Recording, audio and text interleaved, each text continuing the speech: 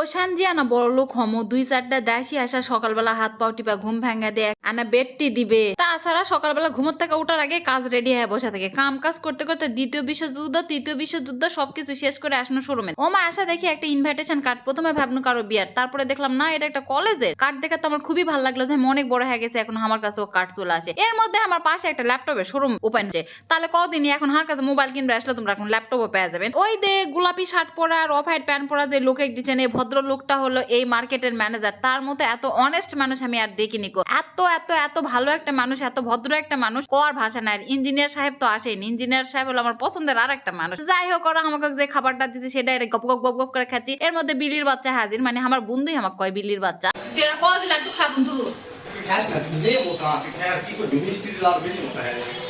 তুই একটু gym team কর, আমার কথা হাঁটাই। আমি খুবই অবাক হয়ে গেলাম, তুই মানে লাইফ আছে লকম আমার করলো আমি মোটা বলে। আমি মোটা আন্দাজে কথা কই, আমি বলু হ্যাঁ ঠিক আছে, আমি দেখে ভালো লাগে বলু মানে।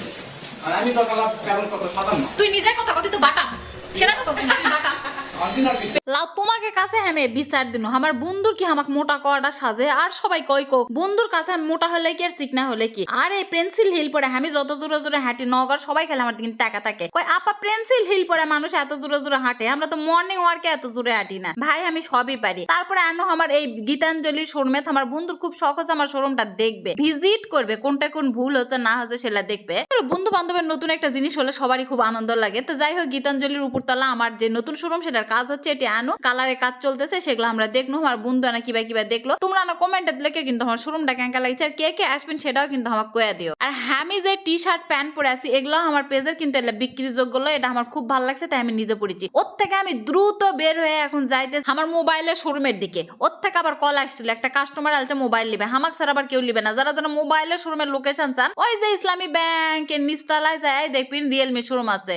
ও মাই ইলে বাবা কিউটি পাই।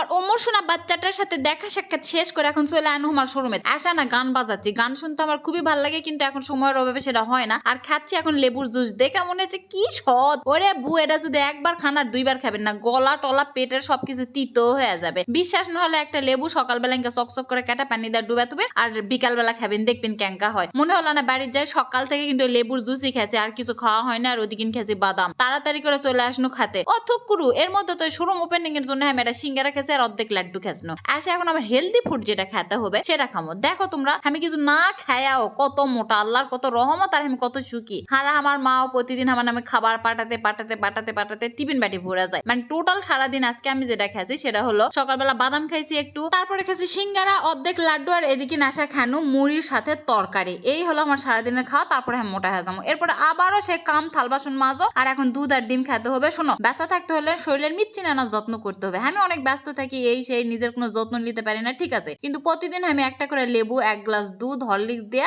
একটা হলো পরে ডিম আর কিছু বাদাম আমি খামুই খামো। যেহেতু আমার শোরুমে যা লাগবে এখন খাওয়ার সময় নাই, তাই বোতলের মধ্যে করে দুধ তুলে নিনো যেন গরম থাকে। আর এখন এই যে যাবো আমি শোরুমে, মানে নিজের সাথে নিজে সবসময় একটু আহ্লাদ করে ঢং করে চলতে হবে ভাই, বুঝতে পারিস, কারণ এই বয়স আর কেউ তোমাকে আহ্লাদ দিবে না। আমার মা খুবই ব্যস্ত, সবাই খুবই ব্যস্ত। আর এই জুতা পরার জন্য আমাকে একটা চাকর থোয়া লাগবে, জুতা পরাটা এত কষ্টে। নিচে আসনো একটা পার্সেল যাবে, সেই পার্সেলটা সুন্দর করে রেডি করনো, মেমো টেমো করনো, এন্টি টেন্টি দিনো, এটা আর্জেন্টলি যাবে হলো পুরো মিরপুর। আর এদিকে আবার দুধটা খেয়ে আনো, যেহেতু ম্যাগরিবের আজান দিয়ে দিছে, খাওয়ার মিচ্ছি না পরে আবার হাঁটাহাঁটি শুরু করে দিনো। হেলথের প্রতি এখন আমি খুবই যত্ন নিচ্ছি। আমার ওজন কমানোর ইচ্ছা নাই, কিন্তু আমি চাই আমার শরীরটা একটু পাতলা হোক, ব্যাস শেষ। আসায় দেখলাম হাবিব ভাইয়ের সাথে একটু দেখা সাক্ষাৎ করে আবার যাচ্ছি ওই শোরুমে, কাজ বুঝা নিতে হবে। আমি সারাদিন আমার এই শোরুম থেকে ওই শোরুমে যতবার এখন যাওয়া আসা করেছি, রাস্তার মানুষ মানে আমাকে চোখ বন্ধ করলে এখন দেখা পাবে। রাস্তার মানুষ বিরক্ত হয়ে যাবে, আপা কতবার যায় কতবার আসে, মানে গোয়েন্দার চাকরি পেয়ে। এর মধ্যে কালারের কাজ চলতেছে, এর মধ্যে ইলেকট্রিক কাজ চলতেছে, আমার সাইনবোর্ড চলে এলো। সাইনবোর্ড দেখাতে আমি বেশ খুশি। বড় ভাইয়ের সাথে না সেলফি লেনানো, গুণ্যমান্য বড় ভাই আমার। রানা ভাই অনেক ভালো একটা মানুষ, যদি আপনারা কেউ রঙের কাজ করে নিতে চান রানা ভাইয়ের কাছ থেকে নিবেন। এর মধ্যে পিছন থেকে মৌবি ডাক দাও সারা, আপু